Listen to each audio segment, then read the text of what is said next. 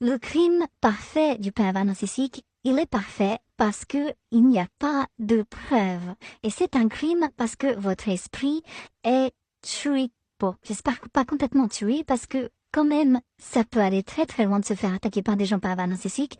Il y a des gens qui deviennent malades, il y a des gens qui perdent tout leur argent, tous leurs amis, toute leur situation parce que les gens pervers narcissiques sont extrêmement manipulateurs, ils veulent vous exploiter, ils veulent prendre tout ce que vous avez. C'est un crime dans un sens. Parce que vous n'avez rien demandé de un, et en plus, quand vous rencontrez ces gens-là, souvent, ils vous font croire qu'ils ont des bonnes intentions. Moi j'appelle ça un crime, c'était un petit peu exagéré, mais au vu de la souffrance que ça engendre, je pense que on est sur quelque chose qui est grave.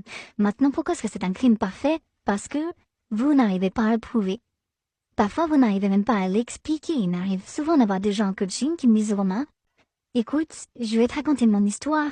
Déjà, je sais même pas si tu vas me croire. Je sais même pas si je vais bien exprimer. Je sais même pas si, comment dire, ces mots issus barge ou quoi.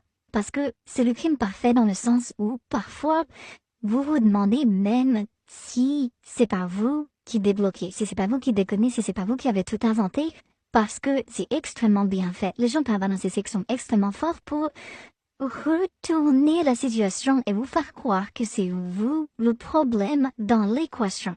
Alors ça, c'est ce qui arrive jusqu'à ce que vous découvriez sur Internet les vidéos sur les pervers narcissiques. Alors peut-être on va vous dire que vous êtes un peu parano, d'imaginer qu'une personne vous manipule ou veut du mal, etc. Ça n'a absolument rien de parano parce que si vous regardez dans la nature, chez les animaux, bah, il y a plein d'animaux, ils sont juste des prédateurs et ils veulent juste bouffer les autres et ils en ont rien à faire, ok? Ils sont juste là, boum, ils ont leurs grandes dents, ils ont leurs grandes griffes, ils découpent tout ce qui passe et ils en ont rien à secouer. Donc ça, c'est déjà dans la nature, en fait. C'est juste déjà dans la nature.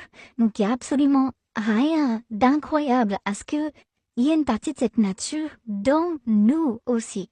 Et le truc, c'est que les gens pervers narcissiques, souvent ils sont un petit peu malins, c'est-à-dire que ils vont pas faire des choses qu'on va pouvoir dénoncer. Ils vont souvent commettre leurs attaques à huis clos, c'est-à-dire quand vous êtes seul avec eux. Et le problème, c'est que si déjà vous savez pas comment expliquer le mal qu'on vous fait, vous n'avez pas compris le mal qu'on vous avez pas compris les préjudices que vous subissez, et qu'en plus de ça, la personne a fait ça de manière en mode piège psychologique, ben, vous êtes totalement coincé et vous êtes coincé dans quelque chose que vous ne pouvez pas exprimer. Vous pouvez même pas exprimer ce que vous vivez. C'est pour ça que toutes ces vidéos sur les pervers narcissiques sont très intéressantes, quand elles sont bien faites, pour comprendre ce qui vous arrive. Parce que de manière ultime, la clé magique, c'est toujours de comprendre ce qui vous arrive.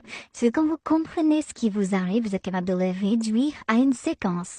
Et vous êtes capable, du coup, d'anticiper ce qui va se passer. Et donc, potentiellement, d'éviter ce qui va se passer parce que vous pouvez choisir un autre chemin. Donc, pour vous aider à comprendre le pervers narcissique,